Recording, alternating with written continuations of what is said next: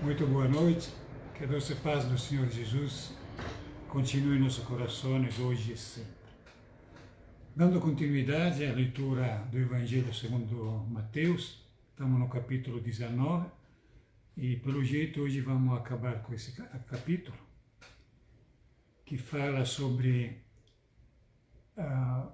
o advento próximo do reino dos céus.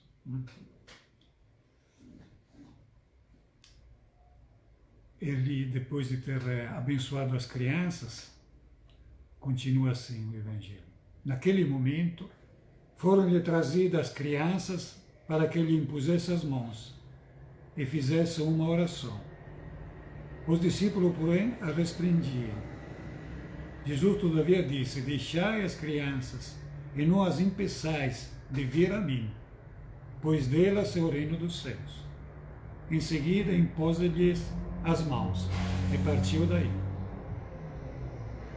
Aí alguém se aproximou dele e disse: Mestre, que farei de bom para ter a vida eterna?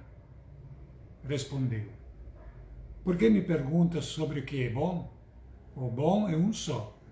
Mas se queres entrar para a vida, guarda os mandamentos. Ele perguntou-lhe: quais? Jesus respondeu: estes: não matarás, não adulterarás, não roubarás, não levantarás falso testemunho. Honra teu pai e tua mãe, e amarás o teu próximo como a ti mesmo. Disse-lhe então o moço: tudo isso tenho feito. Tudo isso tenho guardado. Que me falta ainda? Jesus lhe respondeu: se queres ser perfeito, vai, vende o que possuis e dá aos pobres, e terás um tesouro nos céus. Depois vem e segue-me. O moço, ouvindo essas palavras, saiu pesaroso, pois era possuidor de muitos bens. Bom, aqui tem aquela reflexão a fazer, porque esse fato do moço que está perguntando isso para Jesus, depois é relatado também em outros dois evangelhos, não, que seriam os sinóticos, e está um pouco diferente. Vamos dizer que aquele de Lucas é mais completo, tem mais pormenores sobre os quais podemos refletir melhor. Entretanto, já aqui dá para ter uma ideia que essa não era exatamente uma armadilha como os fariseus estavam fazendo com Jesus. Era um questionamento bastante, nós diríamos hoje em dia, bastante íntimo, não? Como dizer, de alguma pessoa que está procurando, está buscando algo na vida, não? Um objetivo maior na vida. Só que, entretanto, como Jesus falou, por que você está perguntando para mim? Aí já tem uma coisa que fala assim, mas como isso? Geralmente, quando uma pessoa questiona, pergunta sobre uma questão muito íntima, a outra pessoa fica muito satisfeita. Aí pega aquela área de, ele está perguntando para mim, então eu vou dizer alguma coisa de bom para ele. Jesus é o contrário. Jesus fala: por que está perguntando para mim? Como dizer, isso do que nós estamos entendendo. A resposta já estava dentro do moço. Ele já sabia o que era bom para ele, o que ele queria fazer. O que era bom para ele no sentido que era o objetivo, o que estava faltando para ele. Jesus já sabia disso, não? Isso é a diferença entre nós e Jesus, que Jesus já sabia isso.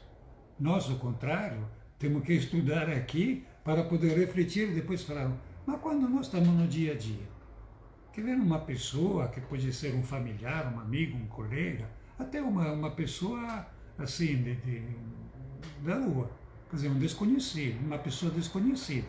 Muitas vezes acontece isso. Tanto quanto nós, muitas vezes fazemos isso com as pessoas desconhecidas. Às vezes nós temos algo para falar, não conseguimos falar com os conhecidos. Então vamos falar coisas desconhecidas. Porque na realidade é uma coisa que nós precisamos desabafar ou aclarar para nós. Né? Isso eu não estou dizendo de evitar de fazer, estou dizendo como é que é o processo. Porque efetivamente Jesus depois foi a responder para ele. Só que também foi a responder para ele como? Colocando a maiêutica, aquele sistema que usava Sócrates também, que seria aquela de extrair a verdade que está dentro de todos nós, que nós já temos. Tá? E pergunta o quê? Fala, guarda os mandamentos. Aí o moço pergunta, quais? Aí Jesus vai a perguntar os mandamentos.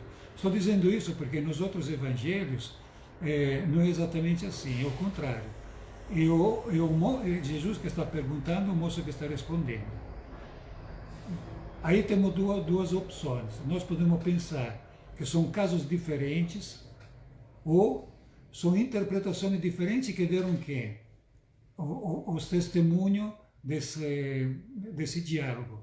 Porque nós sabemos que Mateus, ele estava com Jesus. Lucas não. Lucas pegou testemunhas de outras pessoas que estavam com Jesus. Mas também pode ser que era um outro caso. Eu, pessoalmente, tenho uma ideia, que os casos são diferentes. Então, tem casos que Jesus dava as respostas como é agora, e tinha casos que Jesus procurava, fazia as perguntas para o outro dar a resposta para si mesmo, que seria a verdadeira maiêutica que usava só. Bom, no caso, vamos dizer que o resultado é o mesmo, né? No caso, o moço respondeu, quer dizer, Jesus falou para o moço, não matarás, não adulterarás, que são os 10 mandamentos do Antigo Testamento, que todos nós conhecemos. Mas, Jesus colocou no final, e amarás o próximo tuo como a ti mesmo.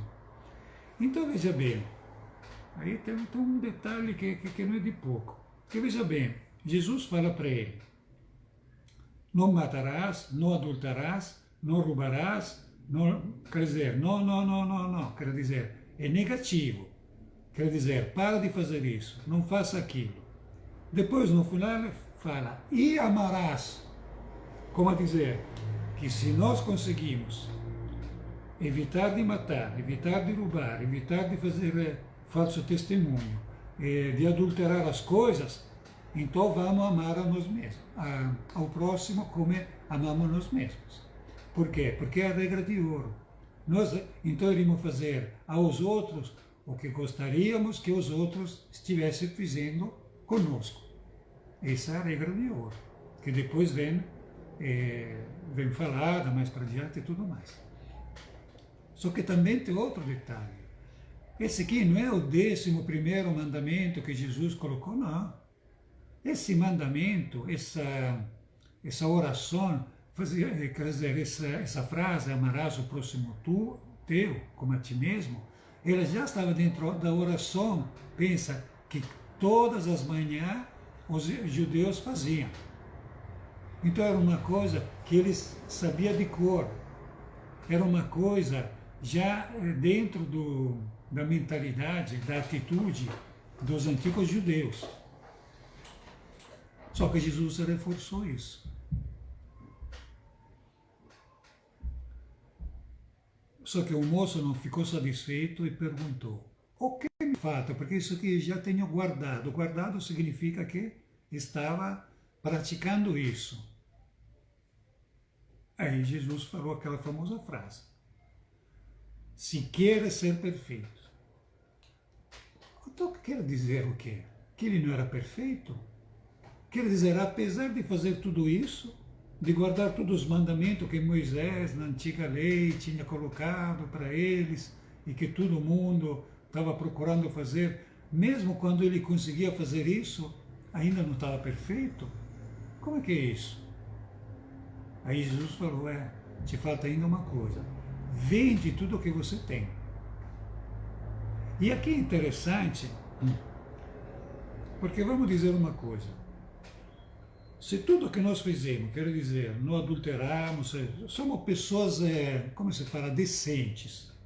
Porque estamos fazendo uma coisa que todo mundo gostaria de fazer e todo mundo pensa que está fazendo, dentro, cada um da própria consciência. Ou quanto menos, ele está querendo que os outros acreditem que nós estamos fazendo isso. Aí vamos ter uma vida boa. Significa que é uma vida boa? Que temos para comer, para beber, temos uma casa, um agasalho, uma família, tudo mais. Isso aqui é a vida material. Uma vida que todo mundo quer ter. É uma vida que, como podemos dizer, naturalmente todo mundo vai ter. Porque até os animais têm a touca, têm a família. Quer dizer, a vida material. Só que Jesus fala, quer ser perfeito, então vende tudo o que você tem. Quer dizer, se despoja da materialidade. E só que não fala de não dar isso. Porque tem muita gente que não dá valor para isso. Fala, não, eu não me interessa isso, não, aquele lá não. Não, tem que dar valor. Aí Jesus fala, vende tudo o que você tem e dá aos pobres, a quem necessita. Aí, e depois segue-me. Porque até lá, nem isso é suficiente. Tem mais um passo para fazer, de seguir Jesus. O que significa seguir Jesus? Depois vamos ver no segundo parágrafo aqui. Bom, ao final já não vamos comentar, porque o moço saiu pesaroso, porque efetivamente, mais que complicado, é muito, muito difícil fazer isso. Mas muito difícil mesmo. Então Jesus disse aos seus discípulos, em verdade vos digo que o rico dificilmente entrará no reino dos céus. Eu vos digo ainda mais, o camelo entrar, é mais fácil o camelo entrar pelo buraco da agulha do que o rico entrar no reino de Deus. Ao ouvirem isso, os discípulos ficaram muito espantados e disseram, quem poderá então salvar-se? Jesus, fitando-os, disse, ao homem tudo é impossível, mas a Deus tudo é possível. Desculpe, que li errado. Ao homem isso é impossível, mas a Deus tudo é possível. Primeiramente, nós já falamos várias vezes aqui que o moço falou da vida eterna, Jesus falou do reino dos céus, depois falou do reino de Deus.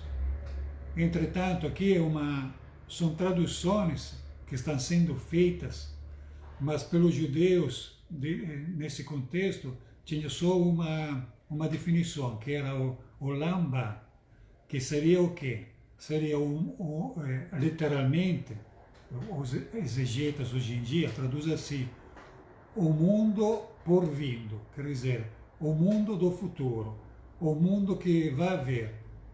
Mundo no sentido da sociedade, da vida que vai ser, quer dizer, seria o que nós poderíamos chamar do progresso. Isso. Porque muitas vezes nós não dizemos para os nossos filhos, estou te preparando para o futuro, estou te preparando para o progresso. Por quê? Porque nós sabemos que a vida, a sociedade, a humanidade inteira, ela vai sempre se melhorando, vai sempre para frente. Mesmo que muitas vezes parece que nós estamos indo para trás. Porque tem a guerra, porque tem a recessão, porque tem algum desastre. Só que os desastres sempre aconteceram, isso faz parte da natureza. A crise sempre aconteceu.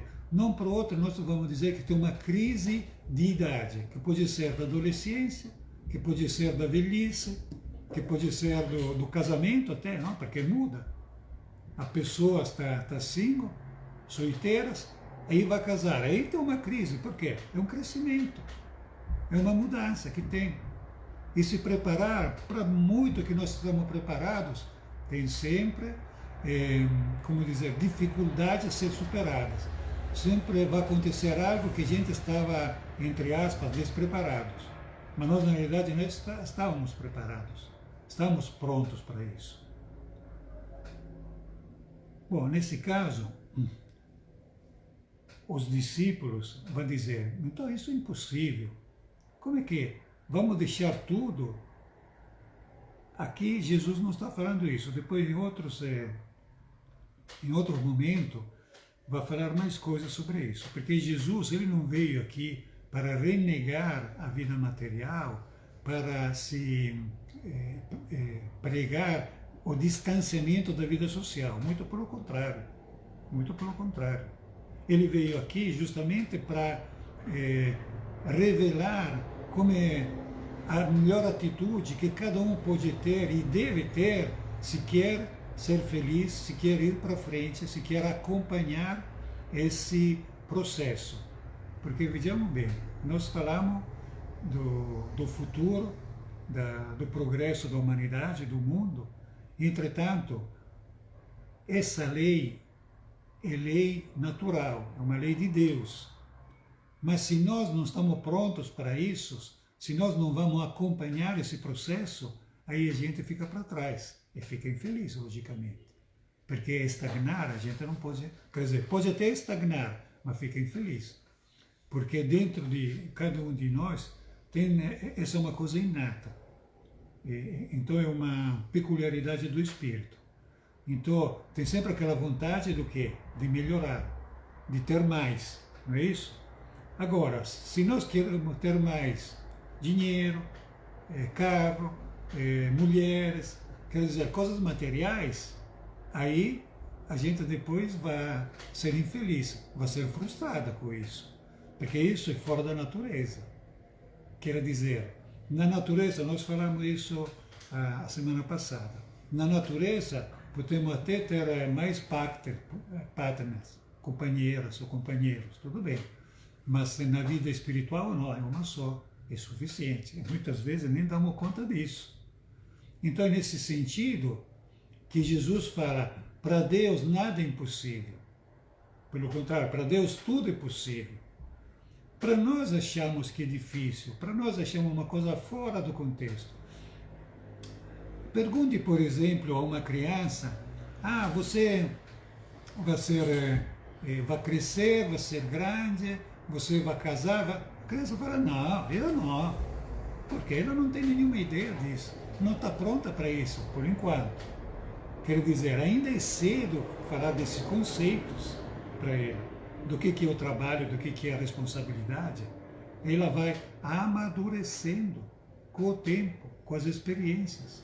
Por isso que serve uns bons pais, educadores, que possam encaminhar, acompanhar esse caminho da criança, para depois virar ela pré-adolescente, adolescente, jovem, assim por diante. Está certo.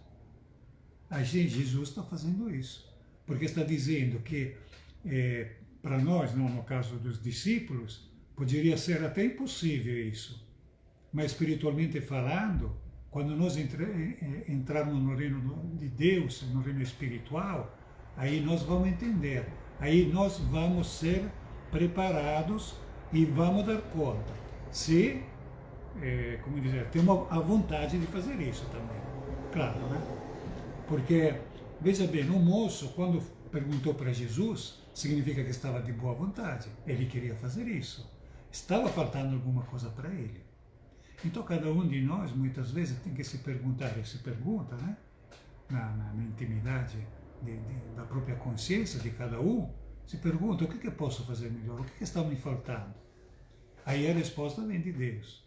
Ou através da consciência, do conhecimento, ou do exemplo que pode buscar em alguma parte. Por isso que nós muitas vezes dizemos que Jesus é o nosso modelo. Jesus é o exemplo. Que Jesus não falou apenas, ele demonstrou isso. Porque Jesus não veio aqui numa astronave, num disco voador, não veio assim do céu. Ele depois foi para o céu, mas ele não veio do céu. Porque ele fez a vida material. até uma determinada idade. Depois começou a vida espiritual. Tanto é que depois ele não trabalhou mais, quer dizer, mas antes ele trabalhou, ele se preparou por isso. Se preparou não porque ele precisava, mas se preparou por um motivo que agora é uma questão filosófica, não? Mas nós que podemos entender, se preparou no sentido de entender o que estava acontecendo nessa sociedade, né? Materialmente falando. E, bom, isso é a lição de hoje. Não, tem outro passo que também Pedro, não é? Que como sempre Pedro tem que pegar a palavra, e falou, tomando então a palavra, diz, eis que nós deixamos tudo e te seguimos, que receberemos? Disse-lhe Jesus, em verdade eu vos digo, a vós que me seguistes, quando as coisas foram renovadas, e o Filho do Homem se assentar no seu trono da glória, vos assentareis, vós também, em 12 tronos, para julgar as 12 tribos de Israel. E quem quer que tiver deixado casas, irmãos, irmãs, pai, mãe, filhos, ou terras, por causa do meu nome, receberá muito mais, e terá em herança a vida eterna. Muitos dos primeiros serão últimos, e muitos dos últimos primeiros. Aqui também tem uma mensagem que para nós espíritas tem uma relação com a pluralidade das existências. Porque muitos que eram primeiros serão últimos, e muitos que eram últimos serão primeiros, ele está se referindo na continuidade da vida material.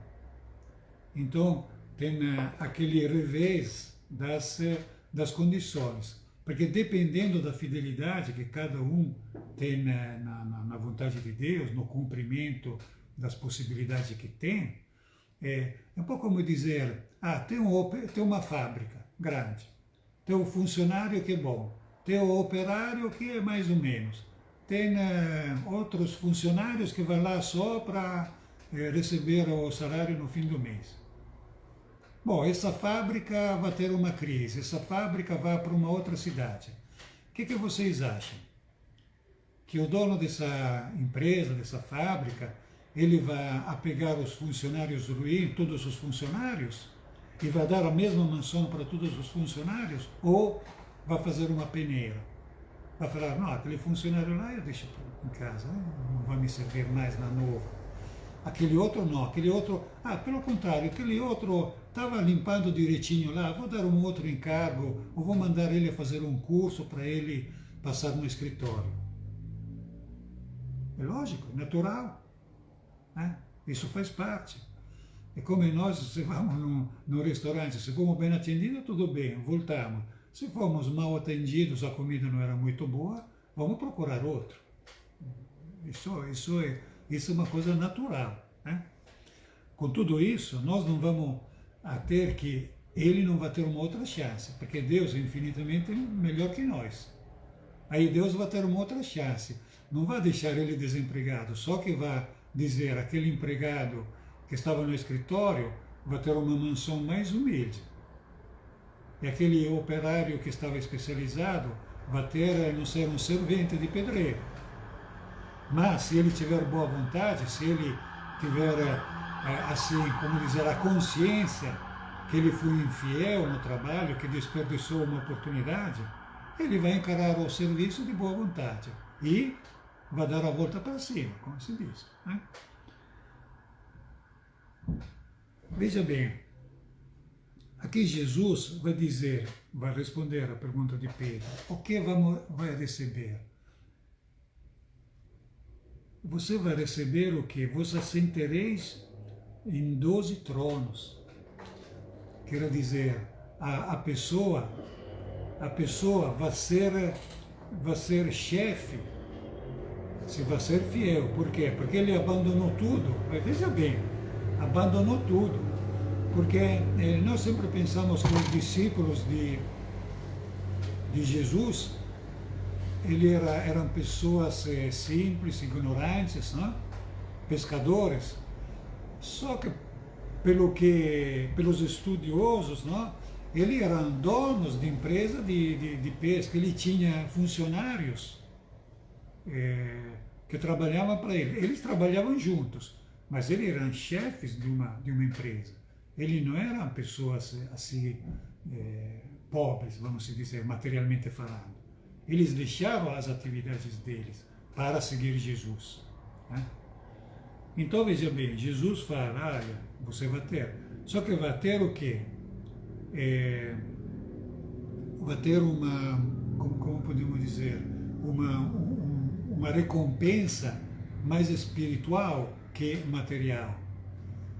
Mas, na realidade, como nós falamos, se nós entendemos direitinho, como dizer, no futuro, os discípulos podem ter sido presidentes de nações, rei, no caso, não, imperadores, poderia ser filósofos, cientistas e tudo mais. Quer dizer, eles não tiveram mais a necessidade de trabalhar materialmente, mas ele, logicamente, iria trabalhar, ter cargo de responsabilidades.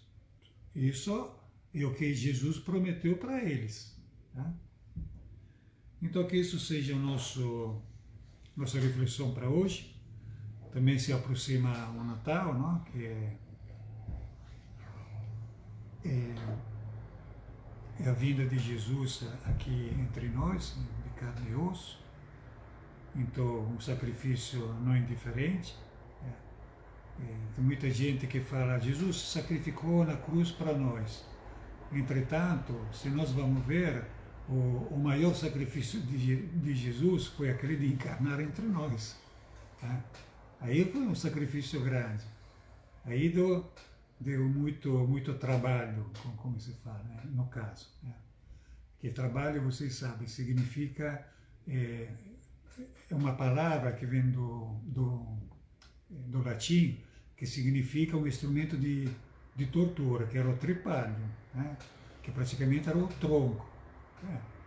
Bom, então que Jesus seja reverenciado, que seja adorado no dia 25, todos os dias, mas particularmente nesse período, que possamos comer, beber, festejar na família, sempre pensando que o verdadeiro exemplo que nós devemos ter de família, que de Jesus mesmo, veio assim numa família humilde, tá? Para depois ascender ao céu, tá? na plenitude de Deus.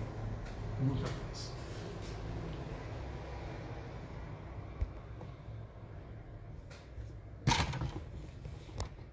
Você deu 2, 3 sacudidas nessa coisa aqui que eu não sei. Não atrapalhou não.